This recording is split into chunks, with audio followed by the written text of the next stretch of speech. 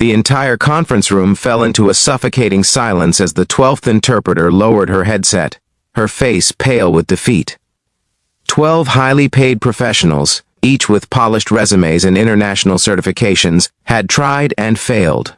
On the massive screen behind them, 8 foreign delegates watched impatiently, their words flowing rapidly in different languages that seemed to collide like waves in a storm. Millions of dollars were hanging in the balance. The company's biggest international deal was slipping away in real time, and at the back of the room, holding a mop and a bucket, stood a poor cleaning single dad no one had noticed until that moment. Before we go any further, if you believe in kindness, second chances, and the hidden greatness inside ordinary people, take a second right now to like this video, comment where you're watching from, share it with someone who needs inspiration, and subscribe to the channel. Stories like this remind us that miracles don't always wear suits. Sometimes they carry mops. Daniel Reyes had learned early in life that pride did not feed a child. After his wife passed away unexpectedly from a sudden illness, the world he knew collapsed overnight. Medical bills swallowed their savings. The small apartment they once filled with laughter grew painfully quiet. Every morning before the sun even thought about rising, Daniel would wake up to prepare breakfast for his 6-year-old daughter, Sophia. He would braid her hair carefully, though he had learned by watching online tutorials late at night, and walk her to school with a tired but steady smile.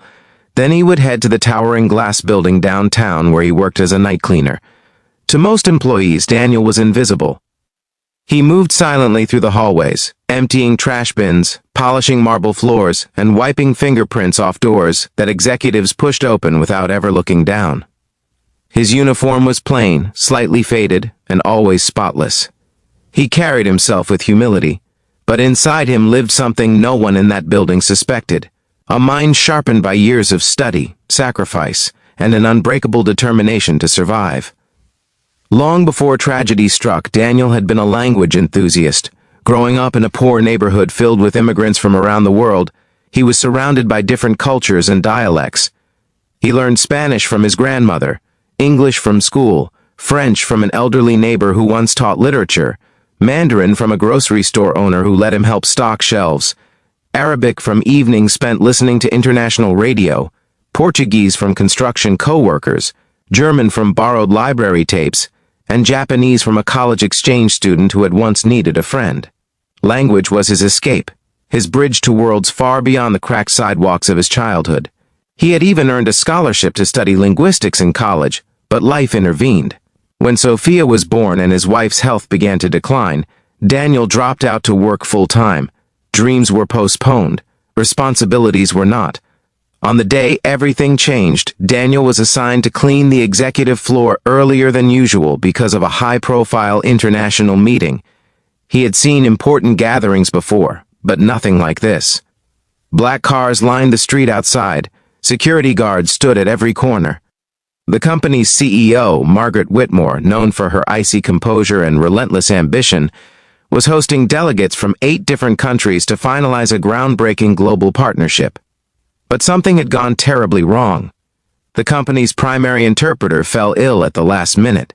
Backup interpreters were called in urgently. One by one, they attempted to handle the complex technical discussions.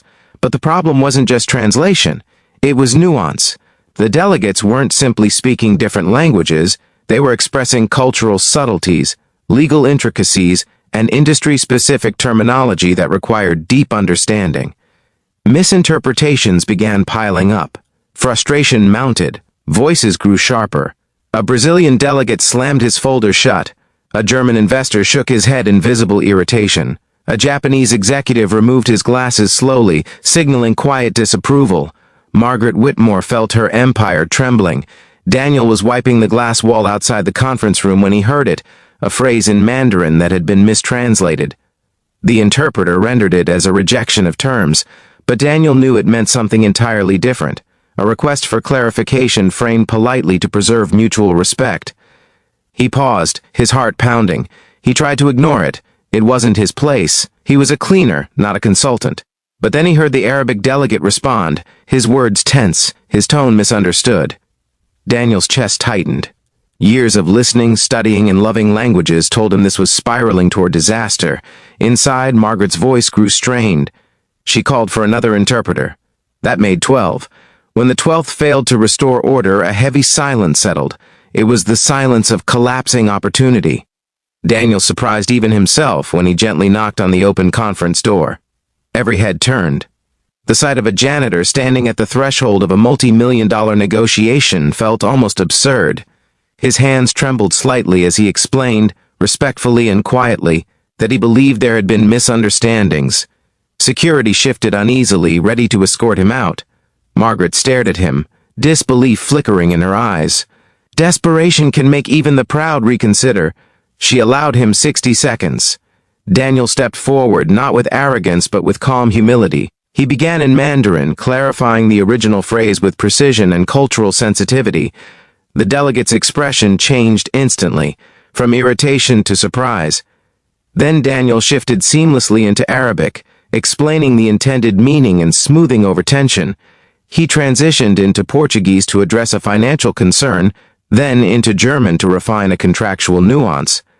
French flowed naturally as he acknowledged regulatory conditions. He navigated Japanese honorifics with respect, ensuring no one felt slighted. Spanish and English anchored the entire conversation. The room transformed. What had been chaos became clarity. What had been hostility softened into cooperation. Delegates leaned forward instead of away. Headsets were set aside. For the first time that day, genuine understanding filled the space. Margaret watched in stunned silence. The man who cleaned her office floors every night was orchestrating linguistic harmony with the confidence of a seasoned diplomat. There was no hesitation in his voice, no need for notes.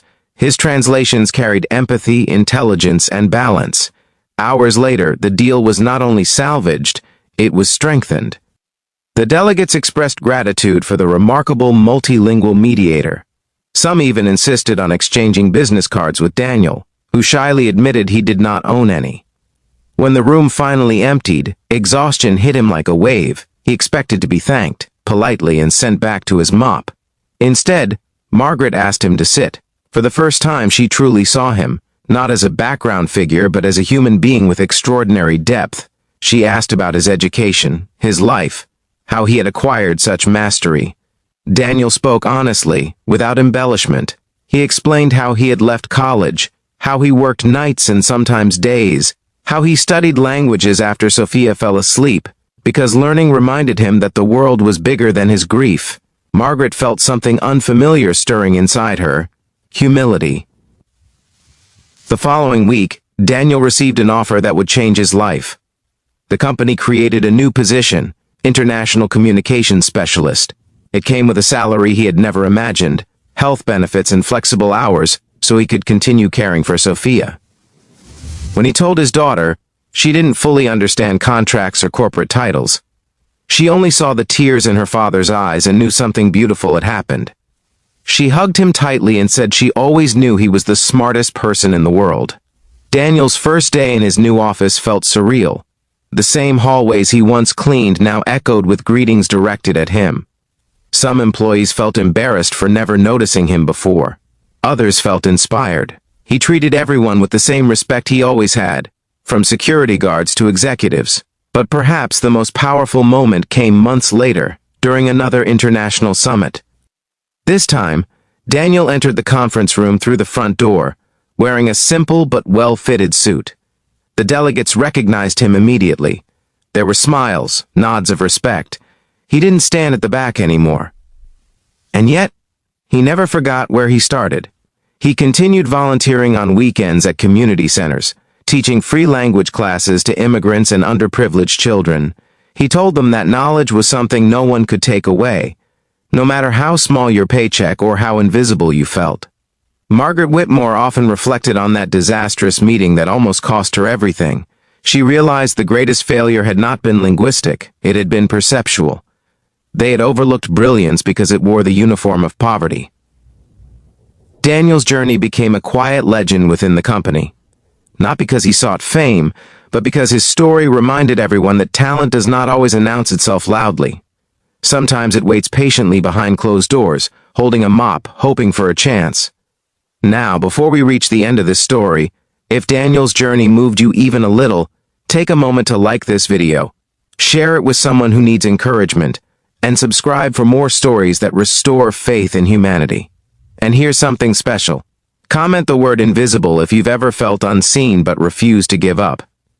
Years later, when Sophia graduated from high school with honors in international studies, Daniel sat in the audience remembering that terrifying day outside the conference room. He realized that the greatest victory wasn't the promotion or the salary. It was proving to his daughter that dignity in hard work and belief in oneself can rewrite destiny. The world often measures worth by titles, clothing, and bank accounts. But real greatness hides in perseverance, in late nights studying after exhausting shifts, in showing up every day for your child even when your heart is broken. 12 interpreters failed that day.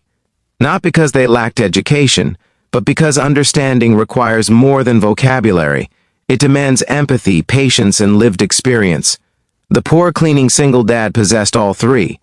And in the end, it wasn't just a business deal that was saved. It was a reminder, to a room full of powerful people and to all of us watching, that the next miracle might be standing quietly in the corner, waiting for someone brave enough to listen. If this story touched your heart, don't scroll away without letting us know. Your engagement keeps stories of hope alive. Because somewhere out there, another invisible hero is mopping floors tonight, carrying 8 languages in his heart, waiting for his moment to speak.